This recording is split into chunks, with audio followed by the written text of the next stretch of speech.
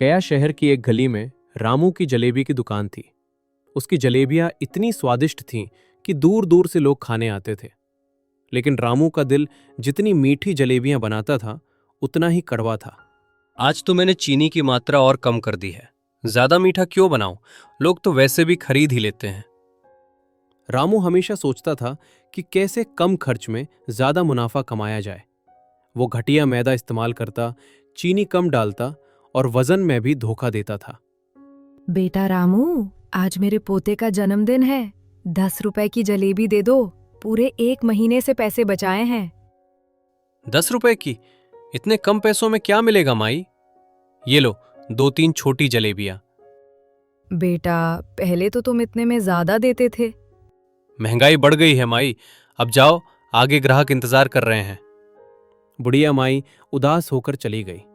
उसकी आंखों में आंसू थे, लेकिन रामू को कोई फर्क नहीं पड़ा। अगले दिन सुबह एक गरीब बच्चा छोटू दुकान के बाहर खड़ा होकर जलेबियां देख रहा था। उसके कपड़े फटे थे और चेहरे पर भूख साफ दिख रही थी।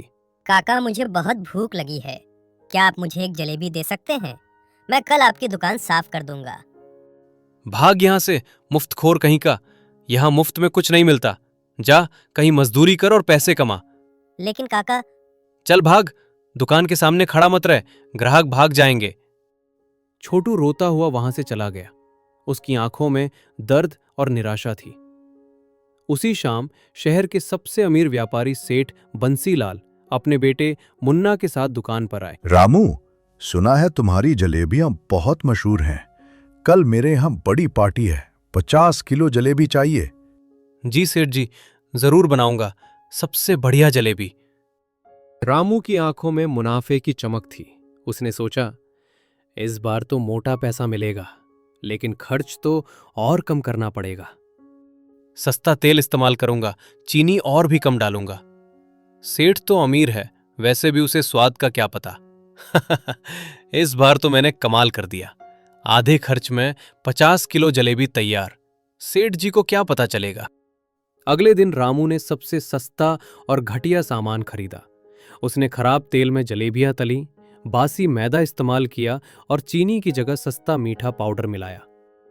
छी, ये कैसी जलेबी है? बिल्कुल बेस्वाद। तेल तो खराब लग रहा है। पेट में दर्द होने लगा। पापा, मेरा पेट दुख रहा है। ये जलेबी खराब है। रामू, तुमने मेरी इज्जत मिट्टी में मिला दी। सारे मेहमान बीमार पड़ गए। तुमने घटिया सामान इस्तेमाल किया है। नहीं सेठ जी, मैंने तो। चुप! 1 पैसा नहीं मिलेगा और मैं पूरे शहर में बता दूंगा कि तुम धोखेबाज हो। रामू की सारी उम्मीदें टूट गईं। वो सर झुकाकर वापस लौट गया। अगले कुछ दिनों में रामू की दुकान पर ग्राहक आना बंद हो गए। पूरे शहर में उसकी बदनामी हो गई थी। रामू धोखेबाज है, उसकी जलेबी मत खाओ। उसने सेठ जी की पार्टी में सबको बीमार कर दिया। अब क्या होगा? कोई ग्राहक नहीं आ रहा। मैंने गलती कर दी। दिन बीतते गए। रामू की दुकान सूनी पड़ी रहती। उसके पास पैसे खत्म होने लगे। एक दिन एक बूढ़े साधु बाबा रामू की दुकान के सामने से गुजरे। बेटा, तुम बहुत परेशान लग रहे हो। क्या हुआ? बाबा, मैंने बहुत गलती की है। अपने लालच में मैंने सबको धोखा दिया। गरीबों को नहीं दिया, अमीरों को घटिया सामान दिया। अब सब मुझसे नाराज हैं। बेटा, जीवन में सबसे बड़ा धन ईमानदारी है। तुमने जो बीज बोए वही फल मिल रहे हैं। लेकिन बाबा, अब मैं क्या करूं?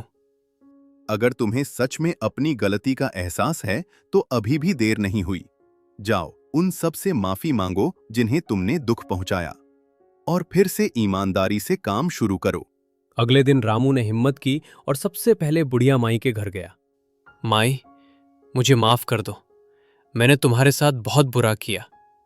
ये लो, तुम्हारे पोते के लिए 1 किलो बढ़िया जलेबी मेरी तरफ से। हाँ माई, मैंने अपनी गलती समझ ली है। छोटू बेटा, मुझे माफ कर दे। मैंने तुम्हारे साथ बहुत बुरा किया। आज से तुम रोज मेरी दुकान पर आओगे, मुफ्त जलेबी खाओगे और मैं तुम्हें काम भी सिखाऊंगा।